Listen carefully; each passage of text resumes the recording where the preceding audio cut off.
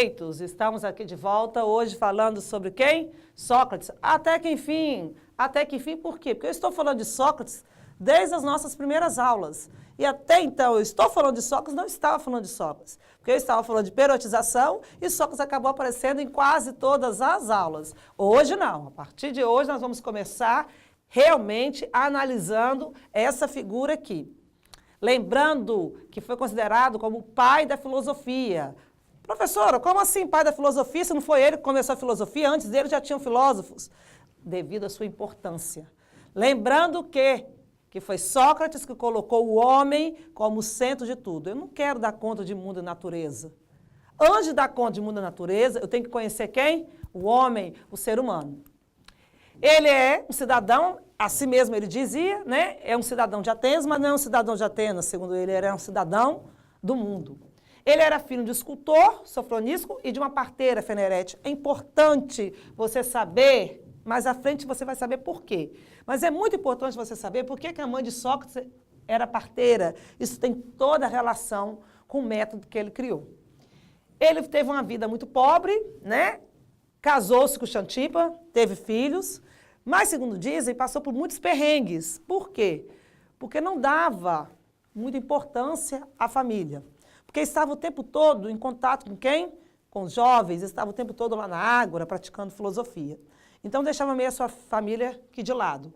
Por isso, que aqui na própria ilustração, né, tem Xantipa esvaziando um pote sobre Sócrates. Segundo dizem, uma mulher muito paciente, né, que nunca o abandonou e teve a paciência, vamos assim dizer, de esperar esse alguém que não se sentia preso à família, pois, segundo mesmo ele dizia, ele era um cidadão do mundo. Qual era a sua grande preocupação filosófica? É, sem dúvida nenhuma, o conhece-te a ti mesmo. O que ele está querendo dizer aqui? E como que ele chegou a esse questionamento? Esse é o grande questionamento da filosofia. Com essa frase, Sócrates fez o quê? Colocou o homem como centro da discussão. O homem, com as suas questões existenciais, questões que afligem a alma humana. E ele chegou a esse questionamento fazendo uma pergunta. O que é? Sócrates era um homem de várias indagações. Nós chamamos hoje de indagações filosóficas, que não se limitaram somente ao mundo da natureza, mas principalmente a questão do quê? Da moral, da política, do bom cidadão, da busca pelo conhecimento, do conceito ético e moral. Essa história começou como? Professora, primeiro, porque você falou que ele era pobre. Como é que a pessoa pobre tinha esse poder todo na Grécia Antiga? O que Sócrates tinha de tão diferente? A história que se conta é que ele tinha sido revelado no oráculo de Delfos. Aqui temos a foto das ruínas do oráculo. O oráculo de Delfos era o oráculo mais importante de toda a Grécia. Vocês sabem que o oráculo é como se fosse uma cabaninha, vamos assim dizer. E lá dentro ficava quem? A Pítia. A Pítia era uma sacerdotisa. Ela entrava numa espécie de transe e ou ela fazia revelações, ou ela lançava para os visitantes o quê? Enigmas. Eu, sinceramente, se eu fosse visitar um oráculo, eu preferia que fosse logo revelado. Que imagine você, ela te colocar um enigma, você ir embora com aquele enigma, pensando, tentando... Eu já ia morrer antes. Então, é melhor... Quer revelar? Então, revela logo. Voltando ao assunto. Ele foi revelado no oráculo de Delfos. Segundo conta, o seu amigo Querofonte foi visitar o oráculo. Chegando lá, ele fez a seguinte pergunta para a Pítia, que é o homem mais sábio de toda a Grécia. Segundo o conto, a Pítia revelou o quê? Que o homem mais sábio de toda a Grécia era Sócrates. Essa história acabou correndo pela Grécia toda, inclusive em Atenas.